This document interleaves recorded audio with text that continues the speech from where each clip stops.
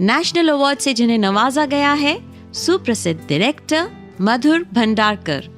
Madhur, welcome on कुछ पन्ने जिंदगी के with Madhurima Nigam only on 92.7 big FM. Thank you so much Madhurima ji, आपने इतना अच्छा इंट्रोडक्शन दिया, मैं क्या कहूँ। Most welcome, you deserve it. आज तक मधुर आपके प्रोफेशनल लाइफ के लिए जाना जाता है, सब आपके प्रोफेशनल लाइफ के बारे में बहुत जानते हैं।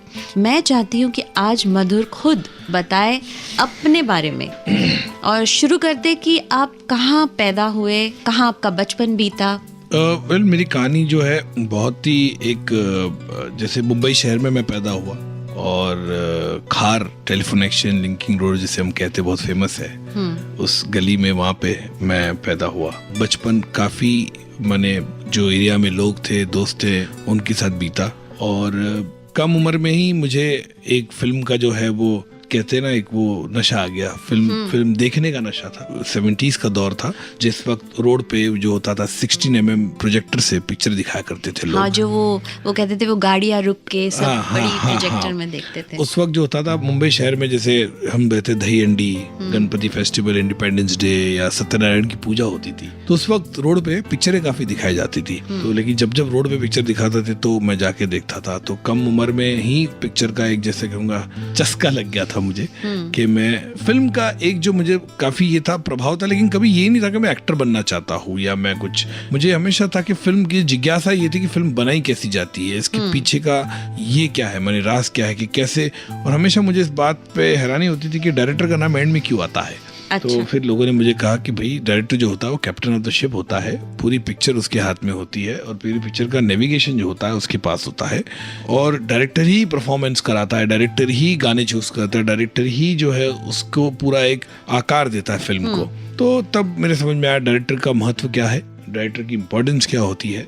और तब मैंने ऐसा कहीं दिल में जाके कहीं जाके वो चुप गया कि मैं डायरेक्टर बनना चाहता हूँ। तो लेकिन दौर खराब था। Basically we came from very middle class family, typical जो हम लोग महाराष्ट्रन फैमिली से, सारस्वत ब्राह्मण जो है फैमिली से हम लोग थे। लेकिन मेरे पिताजी का काफ़ी लॉस हो गया, इलेक्ट्रिक कॉन्ट्रैक्टर थे वो, और एक ऐसा टाइम आ गया कि he had to suffer lot of losses financially. और मैं स्कूल में पढ़ता था, मेरी बड़ी दीदी थी वो भी स्कूल में पढ़ती थी, लेकिन सिचुएशन ऐसी आ गई कि मैं कोई ऐसा इंटेलिजेंट स्टूडेंट नहीं था, बड़ा ही एवरेज स्टूडेंट था।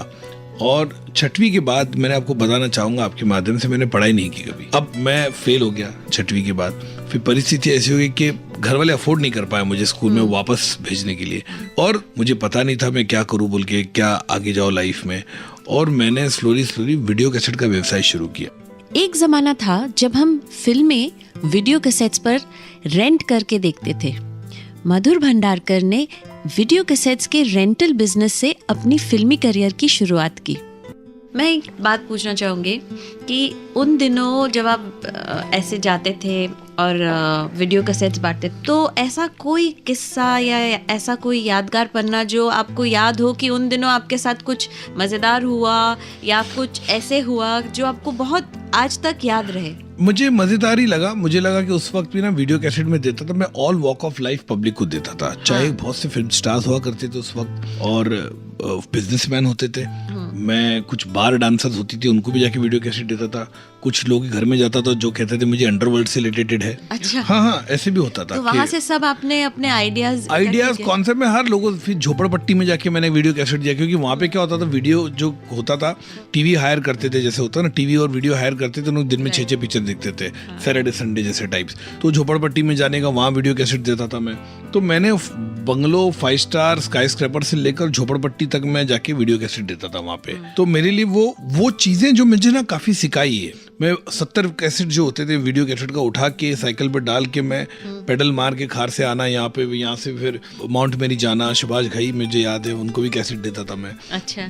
क्लिफ टावर बिल्डिंग में उनके, तो ऐसी चीजें याद है। मिथुंदा जो है उनका गार्डन व्यू बोल के उनका घर हुआ करता था गुरु नानक पार्क यहाँ पे बांद्रा में, उनको तकरीब वो मुझे अभी जानते कि मैं वही लड़का हूँ बोल के। अच्छा।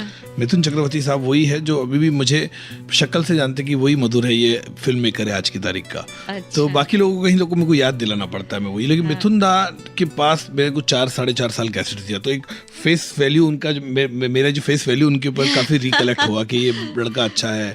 मुझे याद योगिता दीदी जो थी, पिंकी दीदी हम प्यार से कहते थे, वो पानी पिलाना एक अलग ही ये था। तो कहीं जाके डड्डू साहब थे हमारे है जो राज सिप्पी साहब, जिसने कयामत, सत्य पे सत्ता, अंदरबार जैसी फिल्में बनाई, इनकार जैसी फिल्म बनाई, बड़ा ही फैन हूँ उनका मैं। तो उनको वीडियो कैसेट, वो भी जानते मुझे कि मैं वही मधुर हूँ बोल के। तो कई ऐसे लोगों के साथ बाकी तो रहा, किसको 6 महीना 5 महीना ऐसा कहते थे, लेकिन मुझे वीडियो कैसेट जो मैंने 4-5 वीडियो कैसेट शुरू किया था, विद इन स्पैन ऑफ 4 साल मेरे पास कुछ 1700 वीडियो कैसेट्स आ गए। अच्छा। खुद के।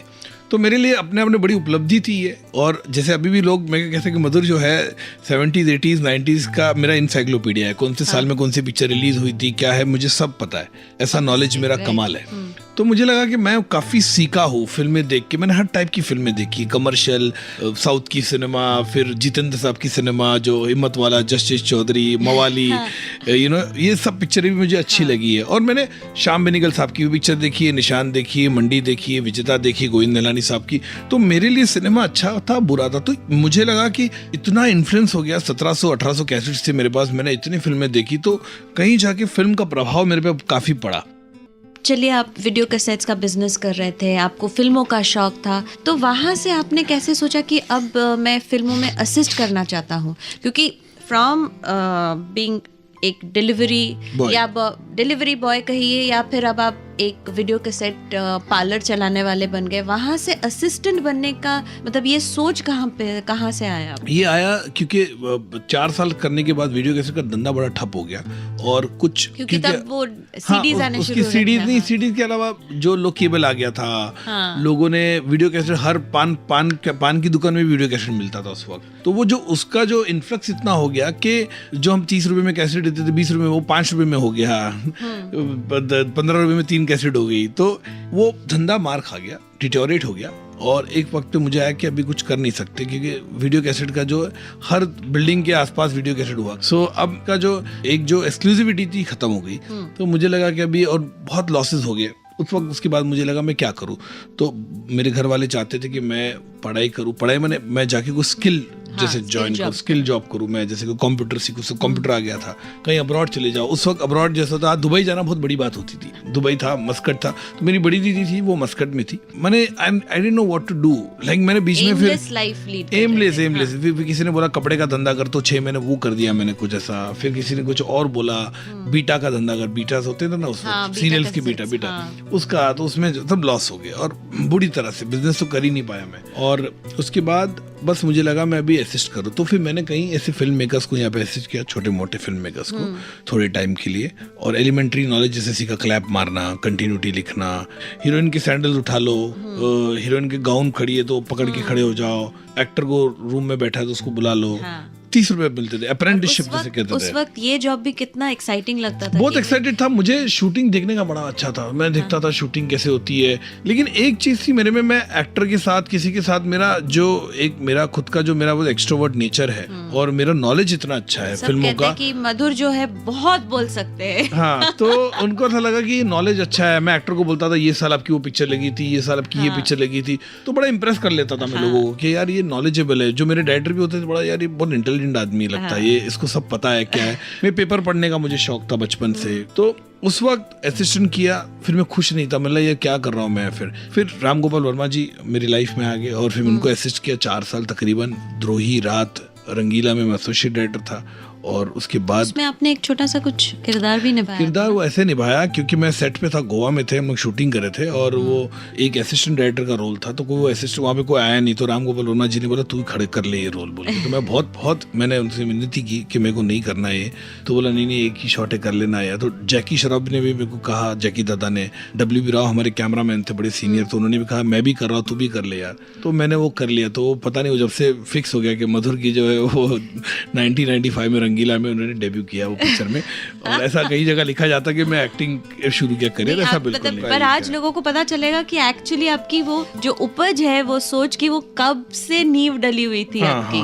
नहीं बचपन की नींव। नहीं आपके द्वारा पता चला, वो सबसे बड़ी बात है। मेरे ख्याल से अच्छी बात है आपने मेरे से पूछा। ये पूछना चाहूंगी, अभी आपने रामू जी के साथ काम किया, 4-5 फिल्में आपने की, काफी साल काम किया, फिर आपने अपनी एक स्क्रिप्ट बनाई त्रिशक्ति, वो लेके आप कैसे, मतलब एक छठी फेल, नाकामयाब। क्या होता है कि मेरे में ना हमेशा एक फाइटर स्पिरिट रहा है, और मैं हमेशा ही चाहता था कि मैं फिल्म बना। तो मैंने जब फिल्म बनाना शुरू किया 97 में, तो उस वक्त रंगीला हिट हुई थी। उसके बाद में इंडिपेंडेंटली मैं कोशिश किया स्ट्रगल करने के लिए, कई जगह जाके सब्जेक्ट थॉट दे रहा था। तो लोगों ने कहा कि तुम बहुत आर्टिस्टिक, बहुत ही सोशल इशू के बारे में सोचते हो, या बहुत ही तुम्हारे जो थॉट्स है वो श्याम बेनेगल, गोविंद निहलानी जैसे है, हमको ऐसी फिल्में नहीं बनानी है। मैंने कई बार कहा कि सर ये मैसेज ओरिएंटेड सिनेमा है, बनाना है। तो उन्होंने बड़ा अच्छा बोला डायलॉग, एक प्रोड्यूसर ने मुझे बोला, अगर हमको फिल्म बनाना है तो मैसेज देना है तो हम SMS कर देंगे, फिल्म नहीं बनाएंगे। बोला हम ₹1 का SMS कर देंगे। उस वक्त तो व्हाट्सएप नहीं था, लेकिन कहा कि हम ₹1 का मैसेज कर देंगे, हम फिल्म नहीं बनाएंगे अगर हमको मैसेज देना है तो किसी को। फिल्म इंडस्ट्री में जो होता है सबसे ईजी और सबसे आसान जो होता है, वो लोग सलाह बहुत देते हैं आपको। बोलना शुरू कर दिया आपको कि यार तुमने राम गोपाल वर्मा को छोड़ना नहीं चाहिए था, तुम्हें तो ब्रेक मिला नहीं है, देखो अभी कोई फिल्म नहीं बना रहा तुम्हारे साथ। तो मैंने बोला कि क्या करूं मैं। तो बोला कि तुम बहुत आर्टिस्टिक सोचते हो यार, ये सब नहीं चलता, कमर्शियल सिनेमा चाहिए, कमर्शियल बनाओ। इस तरह की जो बातें हुई, तो मैंने कहा ठीक है चलो, अगर ऐसी है तो ऐसी। तो मैंने मरता क्या ना करता वाली बात है, और मैंने ब्रेक मिला मुझे, और मैंने त्रिशक्ति बनाई जिसमें टोटल कमर्शियल थी। जो जैसे कहते कि उस फिल्म में लड़कियां बिकनी में भी थी, कुत्ता भी था, कव्वाली भी थी, हेलीकॉप्टर भी था, वो सारे एक्शन ड्रामा सब सारे मिश्रण जो एक कमर्शियल फिल्म को होना चाहिए वो था। तो मुझे पता था जब तक वो पिक्चर, क्योंकि फिर वो पिक्चर में ऐसा हो गया, अरशद वारसी, मिलिंद गुना जी, शरद कपूर थे। पिक्चर जब शुरू हुई थी तो अच्छे नोट पे थी, लेकिन जब पिक्चर रिलीज तक आई तो इन तीनों एक्टरों की बॉक्स ऑफिस पे इतनी असफलता पिक्चर हुई कि उसको बहुत फर्क पड़ा। और 2.5-3 साल फाइनेंसर नहीं, उसको प्रॉपर डिस्ट्रीब्यूटर नहीं, तो पिक्चर बनते बनते स्टेल हो गई। और समय चेंज हो गया, टाइम चेंज हो गया, और 2.5-3 साल चले गए उस पिक्चर के पीछे। पिक्चर रिलीज हुई तो मुझे मेंटली मैं प्रिपेयर था कि पिक्चर चलेगी नहीं बॉक्स ऑफिस पे, फ्लॉप हो गई, बुरी तरह से फ्लॉप हो गई, और उसकी तो खबर भी नहीं छपी मैं कहूँगा। लेकिन कई जो क्रिटिक्स ने लिखा, कहीं उसमें ये था कि the film is stale, the actors have no say at box office, but debutant Madhur does a good job as a technician as a debut film. तो कहीं जाके सिल्वर लाइनिंग कहते हैं ना, वो कभी बोलते हैं ना, सक्सेस से पहले फेलियर को हासिल कर लेते हैं, उसी से आप आगे जाते हो। तो वो मेरे ख्याल से फिर उसके बाद जो फेलियर होने के बाद एक इंडस्ट्री का जो परसेप्शन था, मेरा तो पहले था कि मधुर भंडार का एसोसिएट राम गोपाल वर्मा, वो खत्म हो गया। अच्छा, लोगों को ऐसा लगा अब तो, पहले तो बंद मुट्ठी थी, अब तो खुल चुकी, भाई इसको कौन हाथ लगाएगा, इसने तो बड़ी बेकार वाहियात फिल्म बनाई है। तो इससे तो अभी दूर रहो। तो फोन को उठाता नहीं था, कोई बात नहीं करता था, कोई सामने से आए तो अरे कैसा है हाथ करके निकल जाता था। बड़ा मैंने वैन के बाहर खड़ा हो तो अपने बॉय को पहले बोलता था यार बोलना नहीं है, भगो यार तो फ्लॉप है। क्योंकि फ्लॉप जो होता है इंडस्ट्री में बड़ा मनूस होता है यहाँ पे, कि अरे नहीं यार, चाहे एक्टर हो, डायरेक्टर हो, प्रोड्यूसर हो, कोई भी हो, तो नहीं यार नहीं, क्योंकि सक्सेस जो है इंडस्ट्री में से एक ही चीज है बॉस, सक्सेस ही पूछा जाता है, फ्राइडे जो है कंप्लीटली, और उसका कोई हामी नहीं है। जो कहते हैं मेरा बेस्ट फ्रेंड है, मेरा वो है, कुछ नहीं है। फ्राइडे टू फ्राइडे इक्वेशन है यहाँ पे, आपके फ्रेंड्स और आपके दुश्मन फ्राइडे टू फ्राइडे चेंज होते हैं।